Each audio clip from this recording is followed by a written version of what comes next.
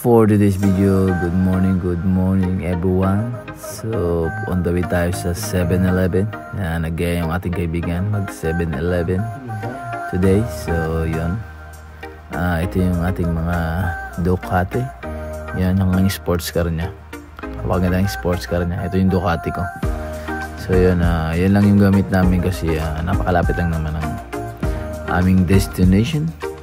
So, mga 3 minutes o 2 minutes lang. So yun, dito na tayo. Dahan-dahan lang tayo sa ating pagbabike.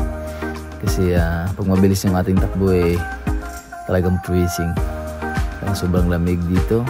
Kaya sabi ko, dahan-dahan lang tayo para hindi tayo lamigin. Dahil iba ang lamig, tumatago sa buto. So yun, slowly lang ang aming takbo. Chill lang para hindi kami lamigin. Kasi doble na nga yung jacket namin pero talagang tumatagos pa yung lamig. So yan, nakikita nyo naman dito ang napakaganda ng tanawin. Dito nga malapit na tayo sa ating destination. Yan. At marami nga yung dumadaan. Kaya nilagay ko yung phone sa aking folder. Kasi yung aking electric bike is may folder. So nilagay ko muna para chill yung ating bike. So yan, dito na kami, konti na lang at malapit na kami sa 7-Eleven.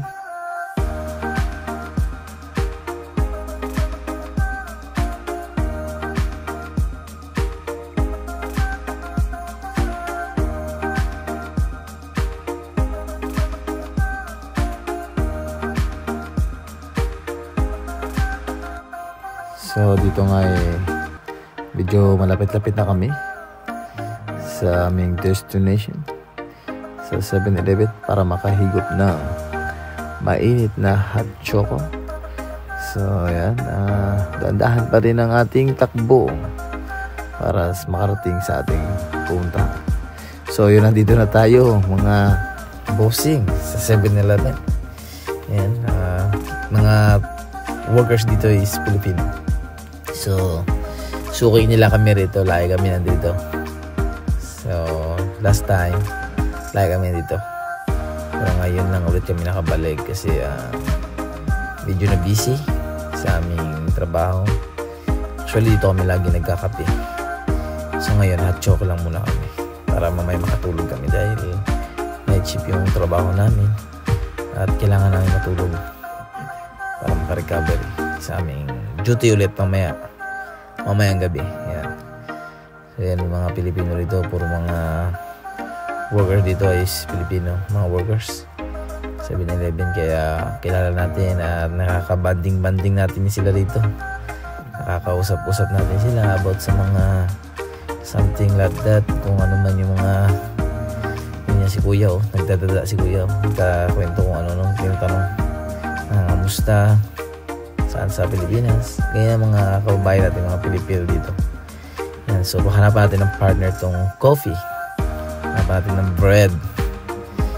So yan, umikot kami dahil may nakaharang na malaki doon. Doon sana kami dadaan. Yan, nakikita niyo yung Amerikano na yan. Hindi kami makadaan kasi nakaharang siya. So kung ginawa namin, umikot kami. Then yan, pinakuha ko ito yung yan, choco bread yan. Ang flavor is choco. So tumingin pa rin ako kung baka merong mas better na bread kasi puro choco na lang. Masyado na tayong matamis. Masyado nang matamis ang ating kinakain. Baka tayo ay magka-diabetes. Pero okay lang yan dahil everyday naman tayo nag-exercise at nakakapag-jogging and punchy bag dun sa ating mini gym.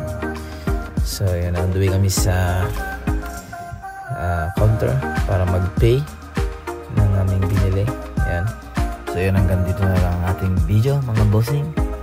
Huwag niyong kalilimutan mag-share and like sa ating video na to. Kung solid followers ka, comment mo na yung Gcash para isa ka sana mag-Gcash natin. Let's go mga geng-geng. Babush!